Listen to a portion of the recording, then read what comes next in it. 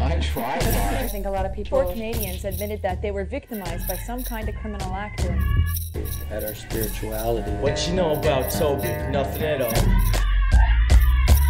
That's a tough question too. They have a journey and a mission. I didn't have anything. You really got to do it. It's so important for opening your head up and opening your eyes to what's going on. I think being of the original peoples means that we carry with us a unique knowledge. The challenges are definitely... We are guardians. We are guides. We are partners. We are storytellers. We owe our existence to Haida Gwaii. On these islands, our ancestors lived and died, and here too, we will make our homes. It is now, as it was always, the land, the sea, the people.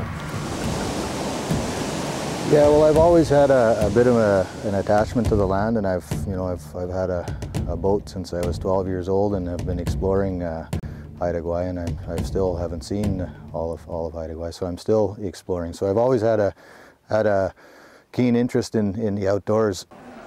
A lot of times I'll have a moment to myself where I'm just cruising along in my boat, and I think this is what my ancestors saw. Like, it's the exact same. Hundreds of years ago, it looks the same. You know, they're paddling in their canoes and they look up and they see this, and I can't help but think that quite often. Our people are strong. They know what it means to be Haida.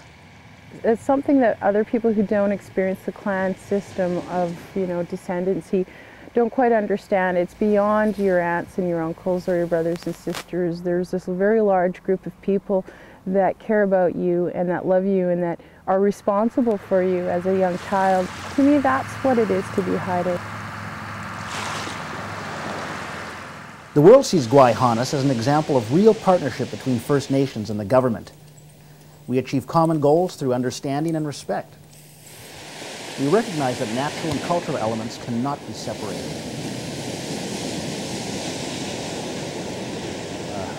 I wear two hats. I'm a member of the Haida Nation, and I'm also here on Haida Gwaii representing the federal government.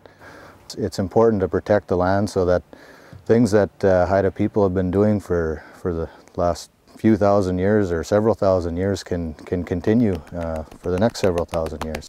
I think one of the most important things for people to take away from the visit is the connection to land, the connection to their environment, and while they're in Gwaii Haanas, the environment that surrounds them, to really have that feeling inside them and to understand why it is so important that we protect these areas around the world, not just Gwaii Haanas and not just in Canada, because without it, I believe we're very much less as human beings.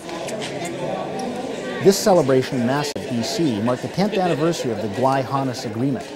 The community gathered to learn, to share, to celebrate, and to meet the people who work to manage and protect Gwaii Haanas. The most amazing thing, having about, 750 plus dolphins jumping and swimming all around us, and jumping off our bow and reaching down and taking pictures right up close to them. Everywhere you look, there's just dolphins jumping. So what? We no longer have to fight for the protection of our lands because Parks Canada will do it for us, and they'll help us get back our traditional belongings from museums? Well, as long as somebody does it. I mean, otherwise, all the animals are going to be forced into the city just like us, direct in traffic, like him.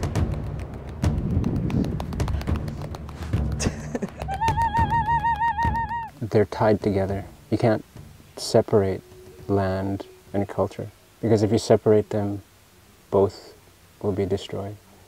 Part of it is enlightened self-interest, because the land holds many medicines, many treasures that we have to hold valuable.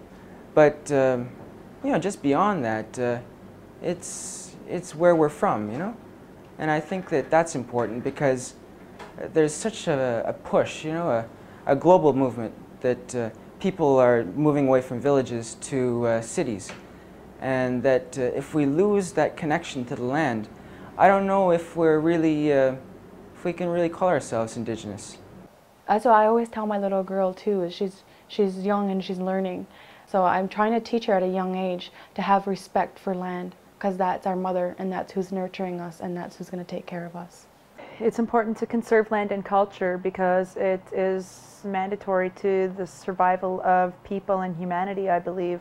If you don't feel that you're a part of the land, then you can sort of say, well, it's like somebody stepping on someone else's foot. It doesn't hurt me, it's not my foot. So if you're doing that combination of culture and land at the same time, because we're maintaining the relationship with the land, we're maintaining what culture means, for Inuit especially, because we have such a strong relationship with the land.